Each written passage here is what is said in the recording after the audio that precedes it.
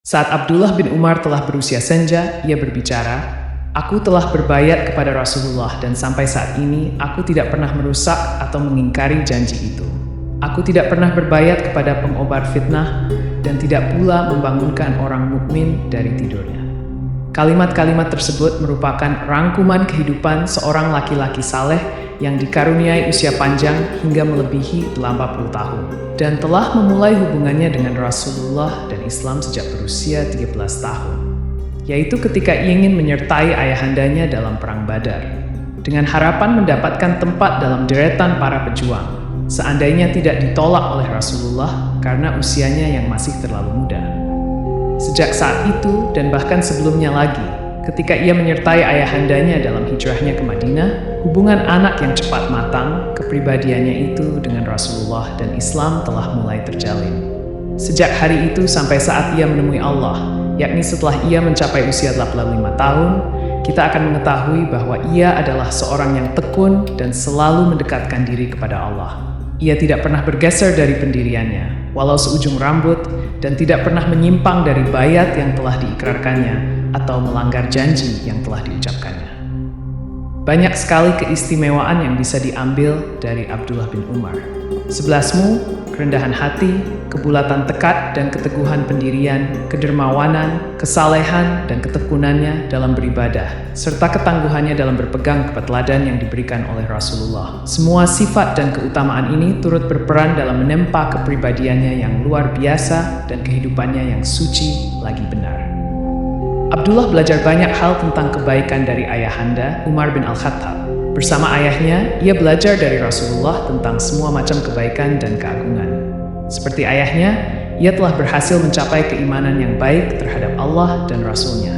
Karena itu, kesetiaannya mengikuti jejak langkah Rasulullah merupakan suatu hal yang sangat menakjubkan. Abdullah selalu memperhatikan apa saja yang dilakukan oleh Rasulullah, lalu menirunya secara cermat dan teliti. Contohnya, Rasulullah pernah melakukan syalat di suatu tempat, maka Ibnu Umar pun melakukan hal yang sama di tempat itu. Di tempat lain, Rasulullah pernah berdoa sambil berdiri, maka Ibnu Umar pun berdoa di tempat itu sambil berdiri. Ketika di tempat lain, Rasulullah berdoa sambil duduk, Ibnu Umar pun berdoa di sana sambil duduk. Saat di suatu lokasi, Rasulullah turun dari punggung untanya dan melakukan syalat 2 rakaat, Ibnu Umar pun tidak mau ketinggalan melakukannya. Jika dalam perjalanannya ia lewat di daerah itu dan tempat itu. Bahkan ia tidak lupa ketika unta tunggangan Rasulullah berputar 2 kali di suatu tempat di Mekkah sebelum beliau turun dari atasnya untuk melakukan syalat 2 rakaat. Meski barangkali unta itu berputar karena mencari tempat yang cocok baginya untuk menderum. Nah, ketika Abdullah bin Umar sampai di tempat itu, ia segera membawa untanya berputar 2 kali, kemudian menderumkan untanya. Dan setelah itu ia syalat 2 rakaat, sehingga persis dengan perbuatan Rasulullah yang telah disaksikannya. Kesetiaannya yang sangat tulus dalam mengikuti jejak Rasulullah ini telah mengundang pujian dari Ummul Mukminin Aisyah, sehingga ia mengatakan, tidak seorang pun yang mengikuti jejak langkah Rasulullah di tempat-tempat persinggahan beliau sebagaimana yang dilakukan oleh Ibnu Umar. Abdullah telah memanfaatkan usianya yang panjang dan penuh berkah itu untuk membuktikan kecintaannya yang mendalam terhadap Rasulullah. Hingga suatu masa kaum muslimin yang saleh berdoa, "Ya Allah, biarkanlah Ibnu Umar tetap hidup selama Engkau memberikan hidup bagiku, agar aku dapat mengikuti jejaknya, karena aku tidak mengetahui seorang pun yang menghirup dari sumber pertama selain dia." Karena kegemarannya yang kuat tidak pernah luntur dalam mengikuti sunnah dan jejak langkah Rasulullah, Ibnu Umar bersikap sangat hati-hati dalam penyampaian hadits dari Rasulullah. Dia tidak akan menyampaikan suatu hadits darinya, kecuali jika ia ingat seluruh kata-kata Rasulullah. Orang-orang yang semasa dengannya mengatakan, tak seorang pun di antara sahabat Rasulullah yang lebih berhati-hati agar tidak tercecer atau terkurangi sehuruf pun dalam menyampaikan hadits Rasulullah sebagaimana Ibnu Umar. Pun demikian dalam berfatwa, ia sangat berhati-hati dan lebih suka menjaga diri. Suatu hari, seseorang datang kepadanya untuk meminta fatwa. Setelah orang itu memajukan pertanyaan, Ibnu Umar menjawab, "Saya tidak tahu tentang masalah yang Anda tanyakan itu." Orang itu pun pergi dan baru beberapa langkah ia meninggalkannya. Ibnu Umar menggosok-gosokkan telapak tangannya sebagai ungkapan sukacita dan berkata dalam hatinya. Ibnu Umar ditanyai orang tentang yang tidak diketahuinya, maka ia menjawab tidak tahu. Dia tidak ingin berijtihad untuk memberikan fatwa karena takut berbuat kesalahan. Walaupun pola hidupnya mengikuti ajaran agama besar yang menyediakan 1 pahala bagi orang-orang yang berijtihad salah dan 2 pahala bagi yang berijtihad benar, sikap kehati-hatiannya telah menyebabkannya tidak berani berfatwa. Dia juga menghindarkan diri dari jabatan hakim, padahal jabatan ini merupakan jabatan tertinggi di antara jabatan kenegaraan dan kemasyarakatan, di samping menjamin pemasukan keuangan, pengaruh, dan kedudukan mulia. Namun, apa perlunya kekayaan, pengaruh, dan kemuliaan itu bagi Ibnu Umar? Suatu hari, Khalifah Utsman memanggilnya dan meminta kesediaannya memegang jabatan hakim tersebut, tetapi ia menolaknya. Utsman tetap mendesaknya, tetapi Ibnu Umar juga tetap mempertahankan penolakannya itu. "Apakah engkau tidak menaati perintahku?" tanya Utsman. Ibnu Umar menjawab, "Sama sekali tidak, hanya saya dengar para hakim itu ada 3 macam. Pertama, hakim yang mengadili tanpa ilmu, maka ia dalam neraka. Kedua, hakim yang mengadili berdasarkan nafsu, maka ia juga dalam neraka. Ketiga, hakim yang berijtihad dan hasil ijtihadnya benar, maka ia dalam keadaan berimbang, tidak berdosa dan tidak pula mendapat pahala. Atas nama Allah, saya memohon kepadamu agar dibebaskan dari jabatan itu." Khalifah Utsman menerima keberatan itu setelah mendapat jaminan bahwa ia tidak akan menyampaikan hal itu kepada siapapun. Sebab Utsman menyadari bagaimana kedudukan Ibnu Umar di hati masyarakat. Bila orang-orang yang bertakwa lagi saleh mengetahui keberatan Ibnu Umar menerima jabatan tersebut, mereka pasti akan mengikuti langkahnya. Sehingga Utsman tidak akan menemukan seorang bertakwa yang bersedia menjadi hakim. Pendirian Abdullah bin Umar ini mungkin terlihat sebagai sikap yang kurang positif. Tetapi sebenarnya tidak demikian. Ibnu Umar tidak akan menolak jabatan tersebut apabila tidak ada lagi orang lain yang pantas menduduki jabatan itu. Karena masih banyak orang saleh dan wara di antara sahabat Rasulullah yang sebelumnya memang sudah memiliki pengalaman kerja cukup lama di bidang kehakiman dan fatwa. Penolakan Ibnu Umar ini tentu saja tidak akan menyebabkan lowongnya kursi jabatan tersebut atau mengakibatkannya jatuh ke tangan orang-orang yang tidak berwenang. Telah tertanam dalam kepribadian Ibnu Umar untuk selalu membina dan meningkatkan diri agar lebih sempurna ketaatan dan peribadatannya kepada Allah. Di sisi lain, kehidupan Islam pada waktu itu bisa juga menjadi faktor penolakan itu. Pada masa itu, keduniaan telah terbuka lebar bagi kaum muslimin. Harta kekayaan melimpah ruah, pangkat dan jabatan terbuka luas. Godaan harta dan kedudukan itu telah memikat dan membius hati sebagian orang beriman. Sehingga sebagian sahabat Rasulullah di antaranya Ibnu Umar bangkit mengibarkan bendera perlawanan terhadap godaan itu. Wujudnya ialah dengan menjadikan diri mereka sebagai teladan dalam kezuhudan dan kesalehan, menjauhi kedudukan-kedudukan tinggi, mengatasi fitnah dan godaannya. Bisa dikatakan bahwa F. bin Umar adalah sahabat malam yang selalu mengisinya dengan melakukan syalat dan sekutu waktu sahur yang senantiasa memanfaatkan waktu itu untuk menangis dan memohon ampunan. Kala remaja, ia pernah bermimpi yang oleh Rasulullah ditakwilkan bahwa Qiyamul Lail nantinya akan menjadi tumpuan cita-cita Ibnu Umar, tempat bersemayam kesenangan dan kebahagiaannya. Sekarang marilah kita dengar cerita tentang mimpinya itu. Pada masa Rasulullah S., aku pernah bermimpi seolah-olah di tanganku ada selembar kain beludru. Tempat mana saja yang aku ingini di surga, maka beludru itu akan menerbangkanku ke sana. Aku melihat 2 orang mendatangiku dan ingin membawaku ke neraka. Tetapi seorang malaikat menghadang mereka dan berkata, "Jangan ganggu." Kedua orang itu pun membiarkan jalan bagiku. Hafsyah, saudariku, menceritakan mimpi itu kepada Rasulullah. Beliau pun bersabda, "Abdullah akan menjadi lelaki utama bila ia rajin salat malam dan banyak melakukannya." Sejak itu sampai pulang ke rahmatullah, Ibnu Umar tidak pernah meninggalkan Qiyamul Lail, baik sedang mukim maupun musafir. Lah selalu giat menunaikan syalat, membaca Al-Quran, dan banyak berzikir menyebut nama Allah. Satu hal yang sangat menyerupai ayahnya ialah air matanya bercucuran bila mendengar ayat-ayat peringatan dari Al-Quran. Ubaid bin Umair menuturkan, "Suatu hari saya membacakan ayat berikut ini kepada Abdullah bin Umar.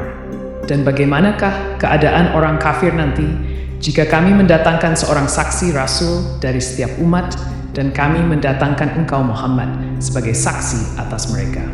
Pada hari itu, orang-orang kafir dan orang-orang yang mendurhakai Rasul ingin supaya mereka diratakan dengan tanah dan mereka tidak dapat menyembunyikan suatu kejadian pun dari Allah.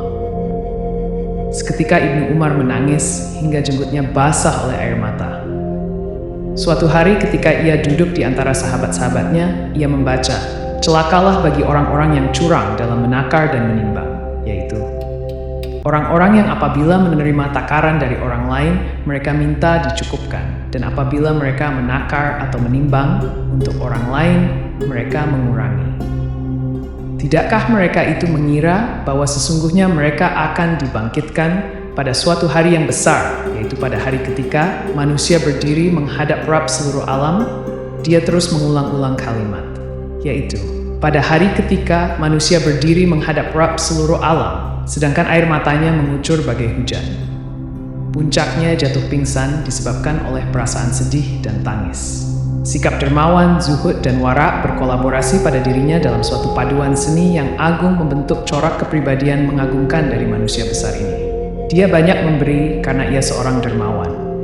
Abdullah hanya memberikan barang yang halal karena ia seorang yang wara atau saleh. La tidak peduli, andai kata kemurahannya itu akan menyebabkan dirinya miskin, sebab dirinya seorang berhati zuhud. Ibnu Umar termasuk orang yang hidup makmur dan berpenghasilan besar. La adalah seorang pedagang yang jujur dan berhasil dalam kehidupannya. Selain itu, gajinya dari Baitul Mal tidak sedikit. Hanya saja itu tidak sedikit pun disimpannya untuk kepentingan pribadi, tetapi dibagi-bagikan sebanyak-banyaknya kepada para fakir, miskin, dan pengemis. Ayub bin Wail ar-Rasibi pernah menceritakan kepada kita salah satu contoh kedermawanannya. Suatu hari Ibnu Umar menerima uang sebanyak 4.000 dirham dan sehelai baju dingin. Pada hari berikutnya, Ibnu Wail melihatnya di pasar sedang membeli makanan untuk hewan tunggangannya, namun tidak dibayar secara kontan. Didorong oleh rasa penasaran, Ibnu Wail menjumpai keluarganya, lalu bertanya, "Bukankah kemarin Abu Abdirrahman, maksudnya Ibnu Umar, menerima kiriman 4.000 dirham dan sehelai baju dingin?" "Benar," jawab mereka. Ibnu Wail berkata, "Saya lihat ia tadi di pasar membeli makanan untuk hewan tunggangannya, dan ia tidak punya uang untuk membayarnya." Mereka menjawab, "Tidak sampai malam hari, uang itu telah habis dibagi-bagikannya." Setelah itu, ia mengambil baju dingin itu dan menyampirkan di pundaknya. Lalu pergi, dan ketika kembali, baju itu tidak kelihatan lagi.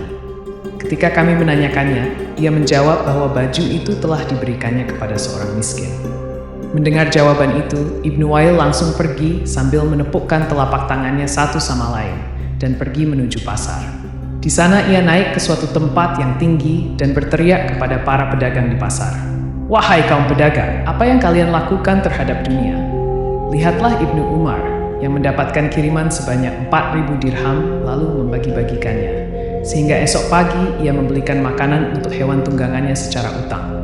Begitulah bila orang yang gurunya Muhammad dan ayahnya Umar luar biasa dan mampu melakukan hal-hal istimewa. Kedermawanan, kezuhudan, dan kewaraan merupakan 3 unsur yang menyatu pada Abdullah bin Umar, yang membuktikan secara nyata bahwa ia adalah seorang pengikut terpercaya dan seorang putra teladan. Bagi orang yang ingin melihat kesetiaannya mengikuti jejak langkah Rasulullah, cukuplah sebagai bukti bahwa Ibnu Umar menghentikan tunggangannya persis di tempat Rasulullah menghentikan unta beliau. Dan ia berkata, "Semoga setiap jejak akan berpijak di atas jejak sebelumnya." Begitu pula dalam persoalan bakti, hormat, dan kagum kepada orang tua, Ibnu Umar mencapai suatu taraf yang mengharuskan agar kepribadian Umar itu diteladani oleh pihak musuh, apalagi oleh kaum kerabat dan putra-putra kandungnya sendiri. Bila dipikir, memang tidak masuk akal bila orang yang mengaku sebagai pengikut Rasul ini dan ayah seperti Umar akan menjadi budak harta. Karena itulah, meski harta itu datang kepadanya secara berlimpah ruah, itu semua hanya sekedar lewat atau mampir ke rumahnya sebentar. Kedermawanan itu baginya bukanlah alat untuk mencari nama atau agar dirinya menjadi buah bibir dan sanjungan orang. Karena itulah, pemberiannya hanya ditujukannya kepada fakir miskin dan yang benar-benar membutuhkan. Abdullah jarang sekali makan seorang diri. Dia pasti disertai oleh anak-anak yatim dan orang miskin. Sebaliknya, ia sering kali memarahi dan menyalahkan sebagian putra-putranya ketika mereka menyediakan jamuan untuk orang-orang yang banyak harta dan tidak mengundang fakir miskin. La memberikan teguran, kalian mengundang orang-orang yang dalam kekenyangan, sementara orang-orang yang kelaparan kalian biarkan. Kaum fakir miskin sangat mengenal siapa Ibnu Umar, mengetahui sifat santunnya, dan merasakan akibat kedermawanan dan budi baiknya. Mereka sering duduk di jalan yang akan dilalui Ibnu Umar saat pulang, dengan harapan terlihat olehnya lalu diajak ke rumahnya. Mereka berkumpul di sekelilingnya tidak ubah bagai kawanan lebah yang berhimpun mengerumuni bunga untuk menghisap sari madunya. Bagi Ibnu Umar, harta itu adalah sebagai pelayan, dan bukan sebagai tuan atau majikan. Harta hanyalah alat untuk mencukupi keperluan hidup dan bukan untuk bermewah-mewahan.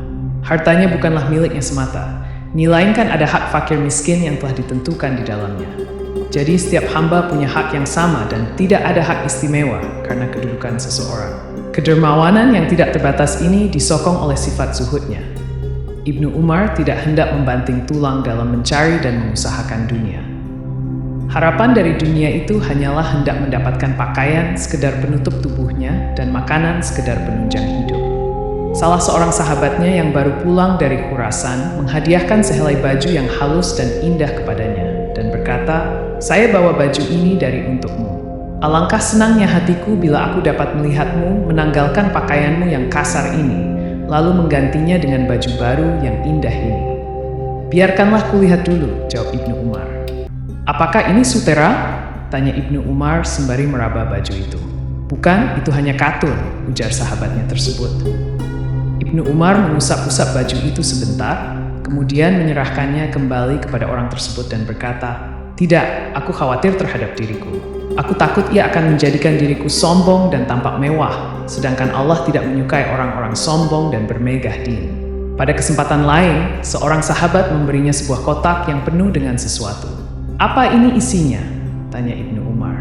"Obat istimewa, aku bawa untukmu dari Irak," jawab sahabatnya. "Obat untuk penyakit apa?" "Obat penghancur makanan untuk membantu pencernaan." Ibnu Umar tersenyum dan berkata kepada sahabat itu, "Obat penghancur makanan? Selama 40 tahun ini aku tidak pernah memakan sesuatu makanan sampai kenyang." Seseorang yang tidak pernah makan sampai kenyang selama 40 tahun, tentu maksudnya bukan hendak menjauhi rasa kenyang itu semata, melainkan karena dorongan sifat zuhud dan waraknya, di samping bagian dari upayanya untuk mengikuti jejak langkah Rasulullah dan ayahandanya. La sangat khawatir bila kelak akan dihadapkan pada hari kiamat dengan pertanyaan, "Telah engkau habiskan segala kenikmatanmu waktu kamu hidup di dunia, yang kamu bersenang-senang dengannya?" La menyadari bahwa di dunia ini ia hanyalah tamu, atau seorang musafir yang akan segera berlalu. La pernah bercerita tentang dirinya, "Aku tidak pernah membuat tembok dan tidak pula menanam sebatang kurma sejak wafatnya Rasulullah." Maimun bin Mahran berkata, "Saya masuk ke rumah Ibnu Umar dan menaksir harga barang-barang yang terdapat di sana berupa ranjang, selimut, tikar, dan apa saja yang terdapat di sana, maka saya mendapati harganya tidak sampai 100 dirham. Hal ini terjadi bukanlah karena Ibnu Umar miskin, sebab sejatinya ia orang kaya, dan juga bukan karena pelit terhadap diri sendiri, karena sebenarnya ia adalah seorang yang pemurah dan dermawan. Yang demikian karena ia seorang zuhud yang tidak terpikat oleh dunia, tidak suka hidup mewah, dan tidak senang menyimpang dari kebenaran serta kesalehan dalam menempuh hidup ini." Ibnu Umar dikaruniai umur panjang dan masih hidup pada masa Bani Umayyah, di mana harta melimpah ruah, tanah tersebar luas, dan kemewahan terbentang di kebanyakan rumah kaum muslimin, apalagi di istana. Meski demikian, gunung yang mulia ini tetap tegak dan tidak tergoyahkan, tidak hendak beranjak dari tempatnya, dan tidak hendak bergeser dari sifat wara dan zuhudnya. Jika seseorang menyebut persoalan kebahagiaan dan kesenangan dunia yang dihindarinya itu, ia berkata, "Aku dan para sahabatku telah sepakat atas suatu perkara, dan aku khawatir jika menyalahi mereka dan takkan bertemu lagi dengan mereka untuk selama-lamanya." Kemudian ia menuturkan kepada orang-orang bahwa ia meninggalkan dunia itu bukanlah disebabkan oleh ketidakmampuan. Kemudian ia menadahkan kedua tangannya ke langit, sembari berkata, "Ya Allah, Engkau mengetahui bahwa kalau tidaklah karena takut kepadamu, tentulah kami akan ikut berdesakan dengan bangsa kami Quraisy memperebutkan dunia ini. Memang benar, seandainya ia tidak takut kepada Allah, tentulah ia akan ikut merebut dunia dan tentulah ia akan berhasil.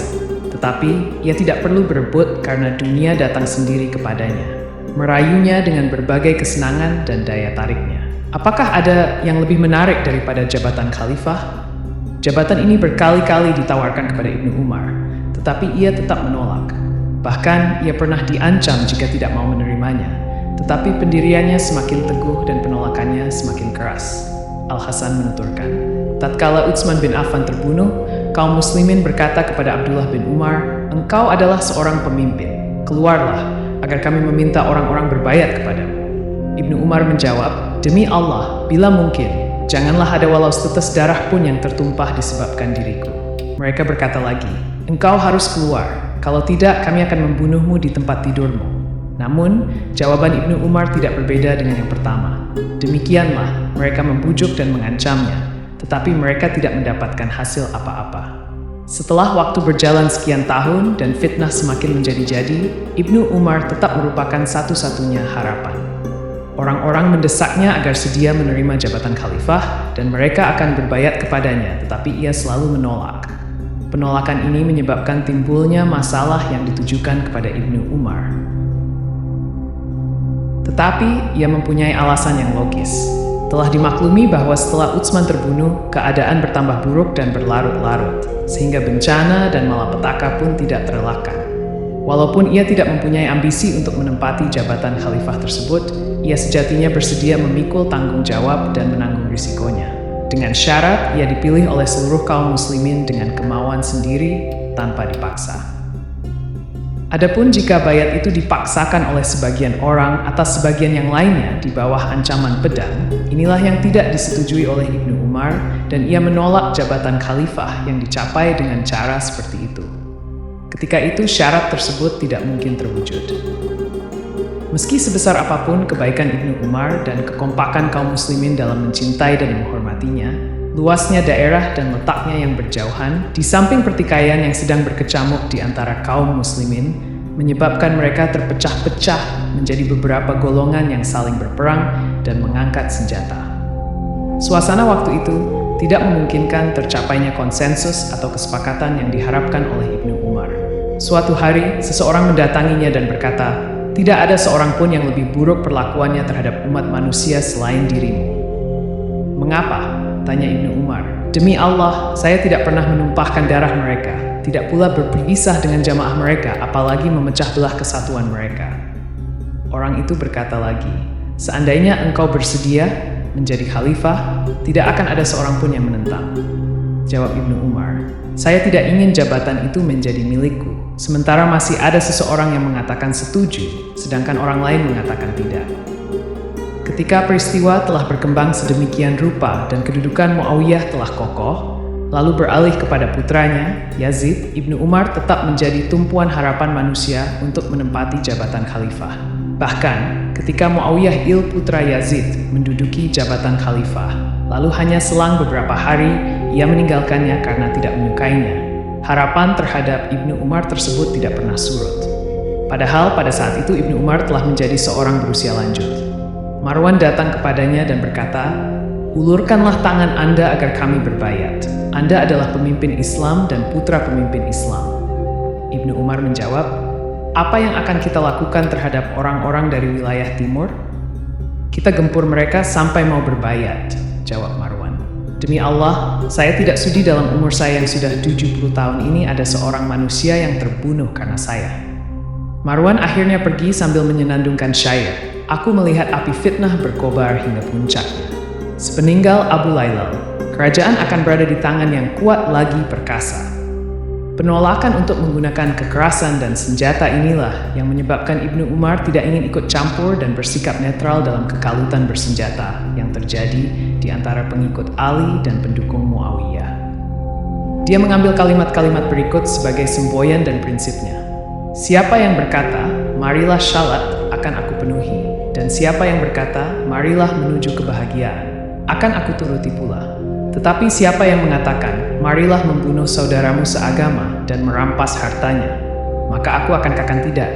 Meski Ibnu Umar yang sudah mengambil sikap menjauh dari urusan kekhalifahan itu dan menunjukkan ketidakberpihakan, ancaman kebatilan tetap saja tidak luput darinya.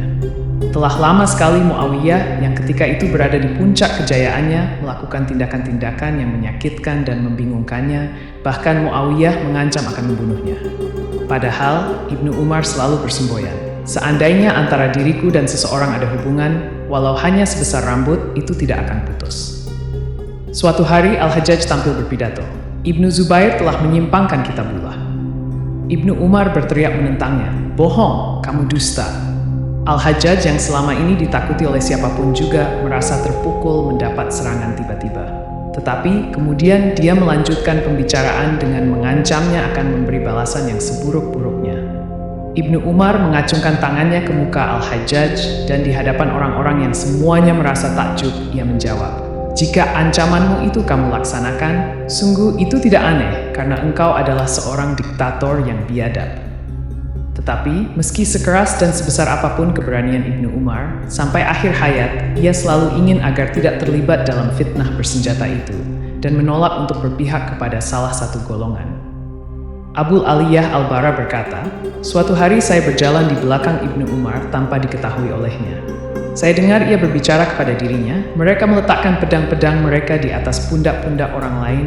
Mereka saling membunuh lalu berkata, 'Wahai Abdullah bin Umar, ulurkanlah bantuanmu.'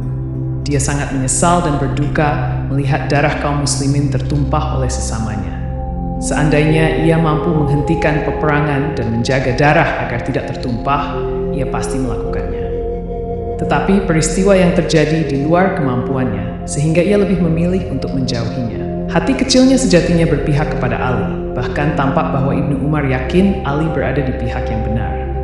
Terbukti, pada akhir hayatnya, diriwayatkan bahwa ia berkata, "Tiada sesuatu pun yang aku sesali karena tidak kuperoleh di dunia ini kecuali satu hal. Aku sangat menyesal tidak mendampingi Ali saat memerangi golongan yang melampaui batas." Penolakannya berperang di pihak Ali, yang sebenarnya mempertahankan kebenaran dan berada di pihak yang benar, dilakukannya bukan dengan maksud hendak lari atau menyelamatkan diri, melainkan karena tidak setuju dengan semua perselisihan dan fitnah itu, serta menghindari peperangan yang terjadi bukan antara Muslim dan musyrik, melainkan antara sesama Muslim yang saling menerkam saudaranya. Hal itu dijelaskannya dengan gamblang ketika Nafi bertanya kepadanya, "Wahai Abu Abdirrahman, Anda adalah putra Umar dan sahabat Rasulullah, Anda lebih tahu dalam hal ini. Tetapi apa yang menghalangi Anda untuk bertindak, maksudnya membela Ali?" Ibnu Umar menjawabnya dengan ungkapan, "Alasannya karena Allah Ta'ala telah mengharamkan atasku menumpahkan darah Muslim. Allah berfirman, 'Dan perangilah mereka itu sampai tidak ada lagi fitnah, dan agama hanya bagi Allah semata.' Kita telah melakukan itu dan memerangi orang-orang musyrik hingga agama hanya untuk Allah semata. Tetapi sekarang, apa tujuan kita berperang? Aku telah mulai berperang sejak berhala-berhala masih memenuhi Al-Masjid Al-Haram dari pintu sampai ke sudut-sudutnya, hingga akhirnya semua itu dibasmi Allah dari tanah Arab. Sekarang, apakah aku akan memerangi orang yang mengucapkan la ilaha illallah?" Itulah logika, argumen, dan keyakinan Ibnu Umar.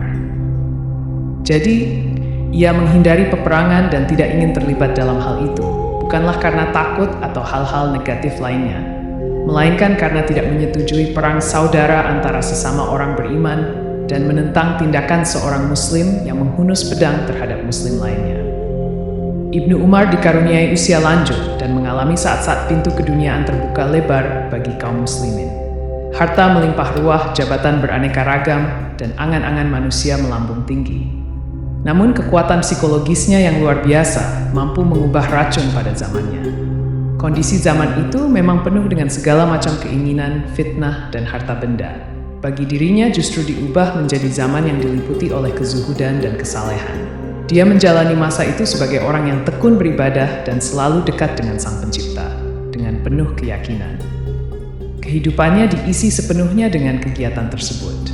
Karakternya yang agung, yang telah dibentuk oleh Islam pada masa-masa pertamanya yang gemilang dan tinggi menjulang, tidak pernah tergoyahkan sedikit pun. Corak kehidupan mengalami perubahan bersamaan dengan awal masa kekuasaan Bani Umayyah, Tidak ada seorang pun yang dapat lari dari perubahan tersebut. Masa itu bisa dikatakan sebagai masa kelonggaran dalam segala hal. Kelonggaran yang bukan hanya bisa menuruti semua keinginan pemerintah, melainkan juga keinginan-keinginan pribadi dan golongan. Di tengah-tengah badai godaan dunia dan pasukan massa yang penuh dengan keluasan, kekayaan, dan kemegahannya, Ibnu Umar tetap bertahan dengan segala keutamaannya, tidak menghiraukan semua itu, dan tetap melanjutkan pengembangan jiwanya yang besar. Sungguh, ia telah berhasil menjaga tujuan mulia dari kehidupannya seperti yang diharapkannya, hingga orang-orang yang hidup semasa dengannya melukiskannya dengan ungkapan, Ibnu Umar telah meninggal dunia, dan dalam hal keutamaan, ia tidak ubahnya seperti Umar.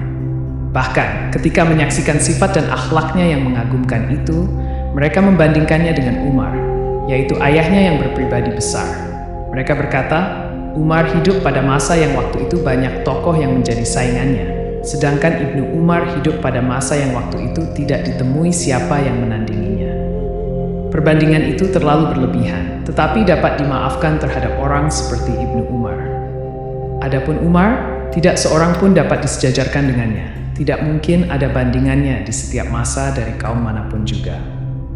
Pada tahun 73 ketika sang surya telah condong ke barat hendak memasuki peraduannya, sebuah kapal keabadian telah mengangkat sauh dan mulai berlayar ke alam lain, dan Ar-Rafiq Al-A'la membawa sosok tubuh salah seorang tokoh teladan terakhir mewakili zaman wahyu di Mekkah dan Madinah, yaitu jasad Abdullah bin Umar bin Al-Khattab. Adapun tokoh dari kalangan sahabat yang terakhir wafat adalah Anas bin Malik yang meninggal di Basrah pada tahun 91 atau 93.